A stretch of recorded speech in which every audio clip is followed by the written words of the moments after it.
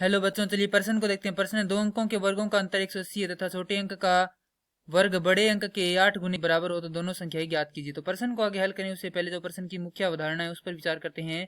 तो इस प्रश्न के लिए जो मुख्य अवधारणा है वह हो जाएगी द्विघात समीकरण। अर्थात हम यहाँ पर यह देखेंगे कि द्विघात समीकरण क्या होती है। तो द्विघात समीकरण तो वे समीकरण जो ax का वर्ग योग bx योग c बराबर शून्य के रूप में हो, जहां a बराबर नहीं हो शून्य के, क्योंकि यदि a शून्य हो जाएगा तो यहाँ पर हमारे पास ये द्विघात समीकरण नहीं रहेगी। अब यहाँ पर दिए गए दो अंकों के वर्गों का अंतर 180 है।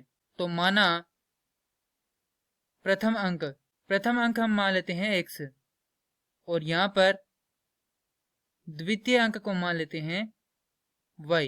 अब प्रश्नानुसार दोनों अंकों के वर्गों का अंतर कितना है? 180 है। तो x का वर्ग घटाओ y का वर्ग बराबर है 100।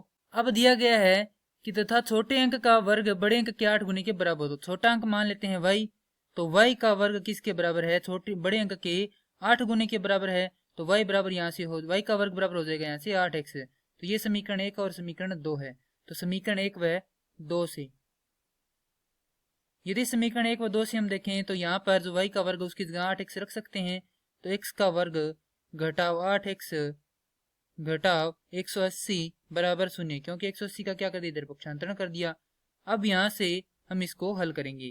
तो x का वर्ग घटाव यहाँ पर गुणनखंड करेंगे तो हमारे पास प्राप्त होगा 18x योग 10x घटाव 180 बराबर 0। यहाँ पर हम देखें तो x बेनिष्ठ अंदर बचेगा x घटाव 18, यहाँ पर 10 बेनिष्ठ अंदर बचेगा x घटाव 18 बराबर 0। तो x योग 10 और x गुणा में x घटाव 18, क्योंकि दोनों में x घटाव 18 बेनिष्ठ है, बराबर 0। तो यहाँ से या तो ये पद 0 के बराबर है या ये पद 0 के बराबर है। यदि x योग 10 0 के बराबर रखें तो x का मान आता है हमारे पास ऋणात्मक 10। और यदि हम जो x घटाव 18 है उसको 0 के बराबर रखते हैं तो x का मान आता है 18।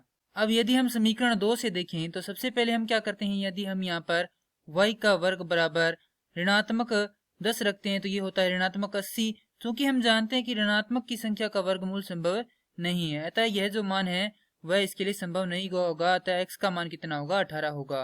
तो यहाँ से समीकरण 2 से x बराबर है 18 और हमारे पास y का वर्ग बराबर है 8 गुना x अर्थात 18।